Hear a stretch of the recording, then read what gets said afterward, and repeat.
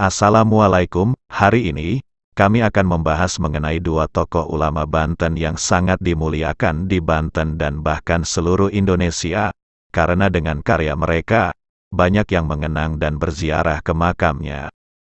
Baiklah, mari kita bahas video selanjutnya.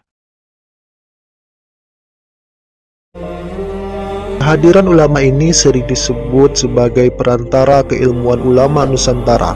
Beliau adalah Syekh Nawawi Al-Bantani. Beliau juga ulama yang sering menulis kitab-kitab penting dan menjadi referensi bagi pesantren-pesantren di Nusantara. Syekh Nawawi lahir di Banten sekitar tahun 1813 atau 1230 Hijriah.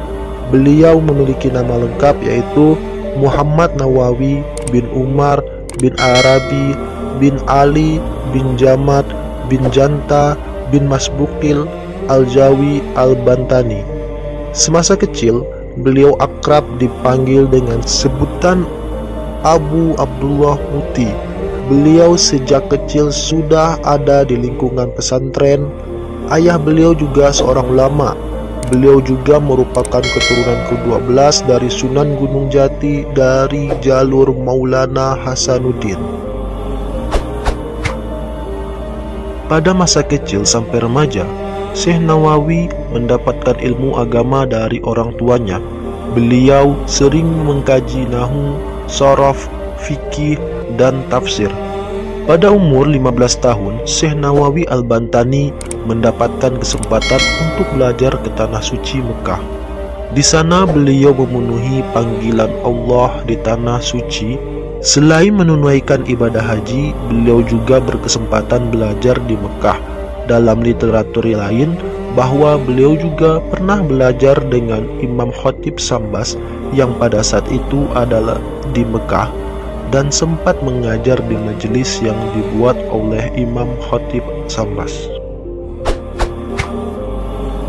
Pada saat di Masjidil Haram, beliau juga berkesempatan menimba ilmu dan juga mengajari orang-orang dari penjuru dunia. Diperkirakan ada 200 orang yang hadir dalam majelis tersebut. Semasa mengajar, Syekh Nawawi Al-Bantani dikenal sebagai seorang guru yang komunikatif, simpatik, dan mudah dipahami dari penjelasannya. Syekh Nawawi Al-Bantani mengajar ilmu fikih, ilmu kalam, tafsir, hadis, tasawuf, dan bahasa Arab. Di antara murid-murid Syekh Nawawi Al-Bantani di Arab Saudi yang menjadi tokoh yang berpengaruh di Nusantara seperti Kiai Hasyim Asy'ari, pendiri Nahdlatul Ulama, Kiai Ahmad Dahlam, pendiri Muhammadiyah, Tahir Jamaluddin Singapura, Abdul Karim Amrullah Sumatera Barat, Syekhona Khalil Bangkalan Madura, dan lain sebagainya. Syekh Nawawi Al-Bantani semenjak di Mekah sering dijuluki sebagai Said Ulama Al-Hijaz karena telah mencapai posisi intelektual di Timur Tengah. Selain itu juga, beliau memiliki kontribusi yang cukup besar dalam perkembangan Islam di Nusantara. Nama beliau tidak hanya terkenal di Arab Saudi, tetapi juga di Mesir, Syria, Hindustan, dan Turki. Karya beliau juga cukup banyak dan menjadi rujukan di pesantren Indonesia dan menjadikan beliau sebagai bapak kitab kuning Indonesia. Di antara ulama yang lahir dari wilayah Banten adalah Syekh Abdul Karim Al-Bantani, seorang ulama besar yang menjadi khalifah tarekat Qadariyah dan Naqsabandiyah di Mekah Al-Mukarramah. Beliau dilahirkan pada tahun 1250 Hijriah bertepatan 1850 Masehi di Desa Lempuyang, Kecamatan Tanara, Kabupaten Serang, Provinsi Banten. Syekh Abdul Karim masih saudara sepupu dengan Syekh Nawawi Al-Bantani. Keduanya adalah keturunan langsung Maulana Syunyararas yang dimakamkan yang berada di kampung kelahiran dua ulama kebanggaan masyarakat Banten ini di Tanara, Kabupaten Serang, Banten yang berbatasan dengan Kabupaten Tangerang. Maulana Syunyararas adalah putra dari Maulana Hasanuddin bin Syarif Hidayatullah atau dikenal dengan Sunan Gunung Jati.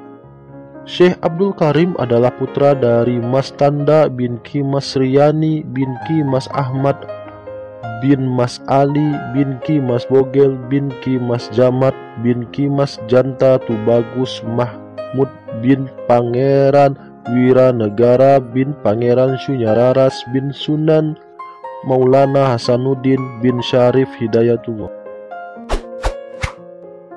Snok Horgens dalam Safaat min Tarikh Makkah yang merupakan terjemahan Het Makkah Fetch disertasi Snok Horgens di University Leiden menyebutkan bahwa Syekh Abdul Karim melakukan rihlah menuntut ilmu ke kota Mekah sejak kecil.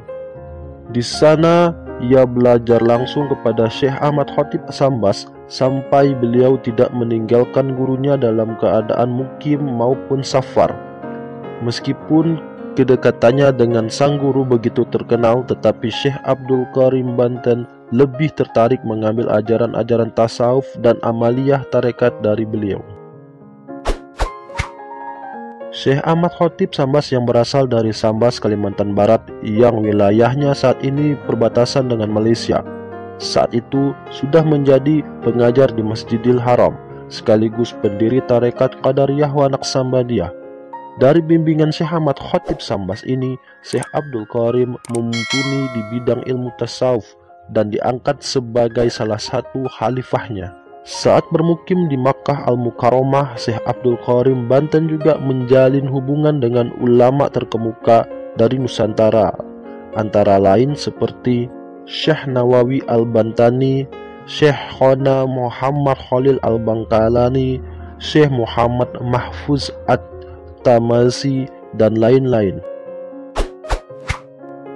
Dalam catatan Snok Horgens, saat masuk ke Mekah tahun 1885 juga disebutkan bahwa setelah beberapa tahun bermulazamah kepada Syekh Khatib Sambas, gurunya tersebut memberikan ijazah pengajaran tarekat Qadariyah wa Naqsabandiyah kepada Syekh Abdul Karim sekitar tahun 1282 Hijriah atau 1865 Masehi.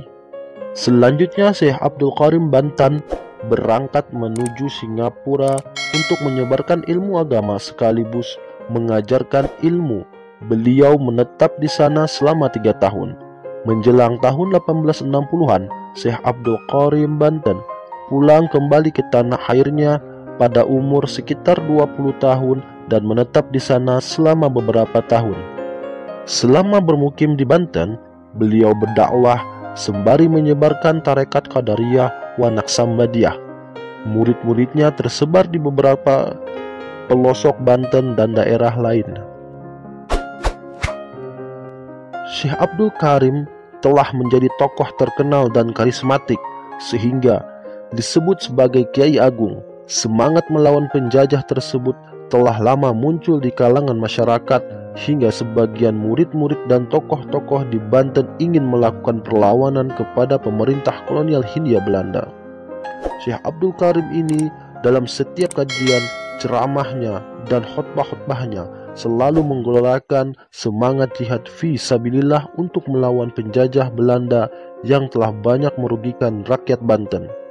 Faktor itulah yang membuat gerak-geriknya selalu diawasi oleh pemerintah Hindia Belanda di Banten. Bahkan gerakan dakwah beliau semakin dipersempit dan sering dihalangi.